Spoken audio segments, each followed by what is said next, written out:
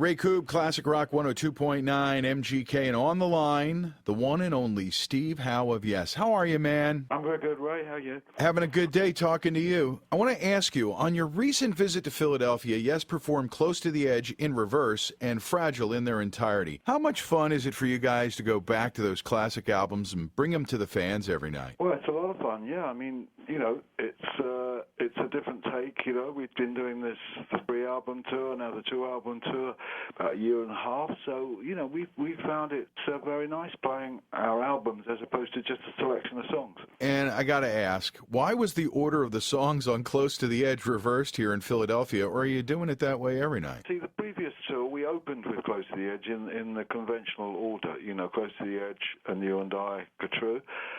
So I suggested to the guys that, that was a bit, if we did it the same this year, then went on to Fragile, it would just seem a bit strange. So we tried it backwards and we liked it. So we did Go True and You and I, Close to the Edge.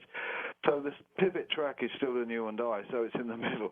But we just changed it around just to make it fresh for us. So we didn't start with Close to the Edge and finish with Go True as far as Close to the Edge, but we start with Go True and finish with Close to the Edge. It just sort of flipped it. It took me a second. It was like a little bit of a head adjustment on that, but when you did it, I kind of got a big smile. I think it was really cool that you did it that way. Good. Got to ask you about John Davison. He's been doing a fine job fitting into the band, and his vocal prowess is clear on the new album, Heaven and Earth. How much was he involved in the writing of these new songs? A lot, yeah. I mean, we benefit when we have a singer who writes, like Trevor Horn did on Drama and also when he helped us on Fly From Here.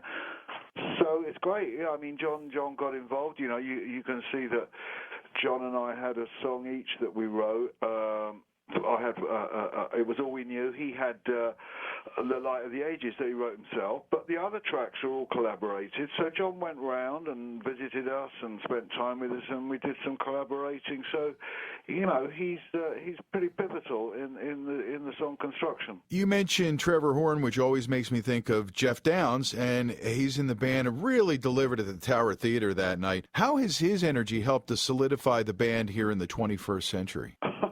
Yeah, it's been great, I mean, Jeff and I worked together with Asia, and obviously, in the reunion that we had, I mean, I left Asia a couple of years back because I wanted to let more time pass between working and not working. So Jeff came in on the Fly From Here album and did a great job. It's great to have him back, and he's very organized. He's a real pro, and the fans love him. Yeah, he's fun to watch, too. Well, you mentioned you mentioned wanting to have more time between work. And what have you been doing with yourself when you're not working with Yes or Asia or any of the other things that you've been working on? Well, I mean, that's my business, isn't it? All right. Well, I'm just trying to give the fans a look into what Steve Howe likes to do when he's not, making us all happy. I know. I wasn't being, I wasn't uncomfortable with the question. I was just being honest that in a way, it's my private time. Cheeky. I mean, I've got now my wife and I have got 2 grandchildren, and we've got 4 children of our, they've all grown up and things. It's so exciting to have time off and be around them and move between a city location we've got and a country location. So, I mean, I'm missed, which is beautiful, of course, but I need to compensate for that by being there. So the only way you can do that is being there. And, that's what I do. I get back to what I think of as my real life, which is what I'm working for, to have a real life.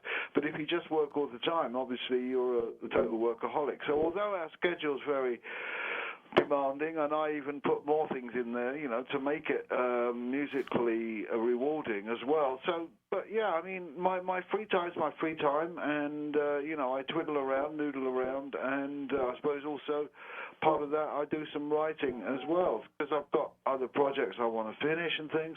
But mostly when I switch off from touring, which is primarily what work is besides the recording earlier this year, I switch off and hang out, cut loose.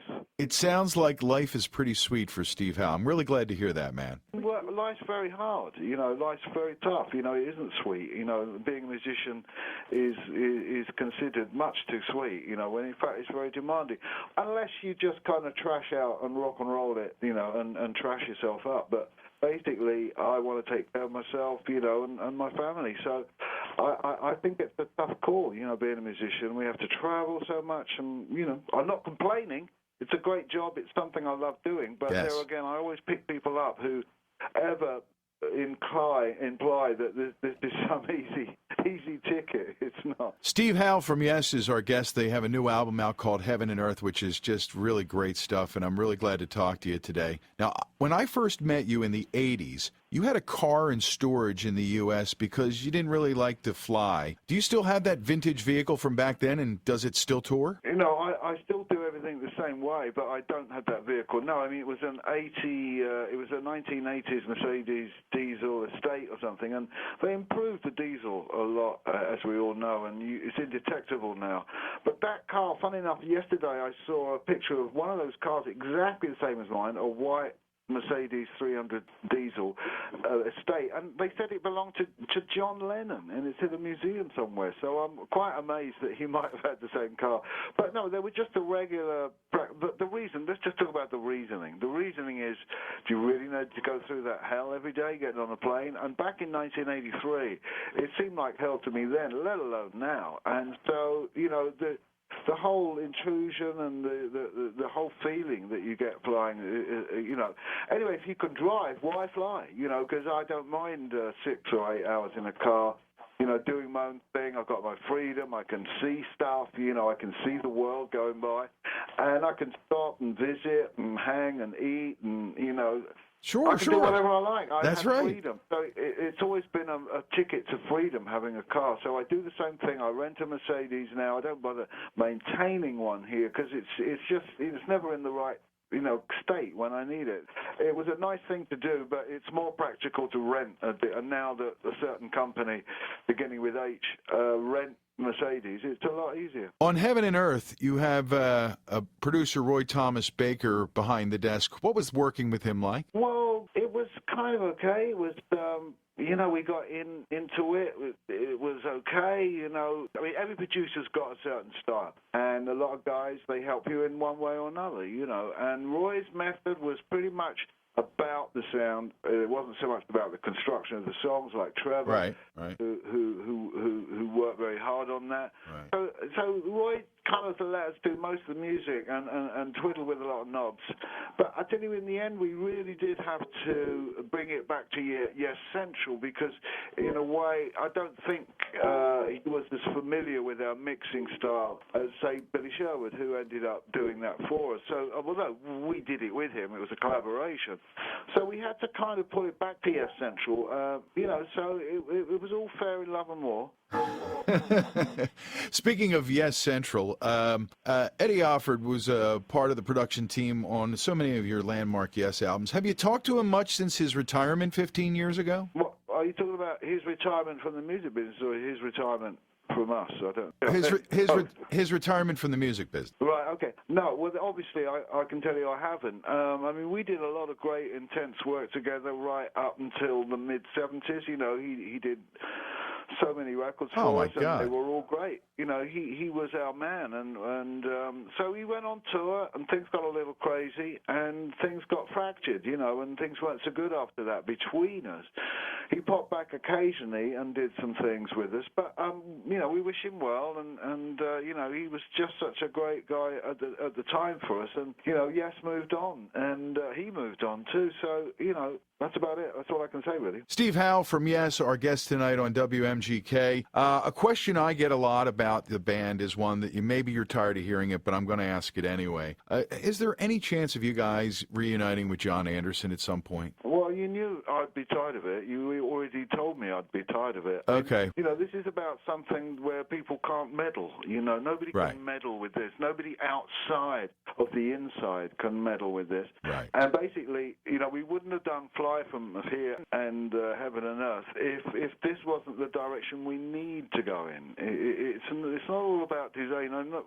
Like I said, the musicians don't live in a lap of luxury, just doing everything they want. Oh, I think I'll do this today. We have to do what is necessary and what works. So we have a lineup that works, and that's what we're promoting. Well, that kind of leads into my next question about where you see the band heading, and have you guys discussed how much longer you might carry on? again, we don't talk on that level. I mean, we want to get through the next period. We talk about next year, but Right. we don't have a long-term plan. We don't know what's going to affect us, and we don't know, what's going to make it easier for us, let alone what's going to make it harder for us. But we hope to keep Yes going in one guise or another, with the willingness and the creativity that's appropriate. But it's not all roses, So we have Right, to kind of right. keep realistic as much as optimistic that we can keep making great music. We can agree on what kind of touring level we do and what we play on our tours and things. So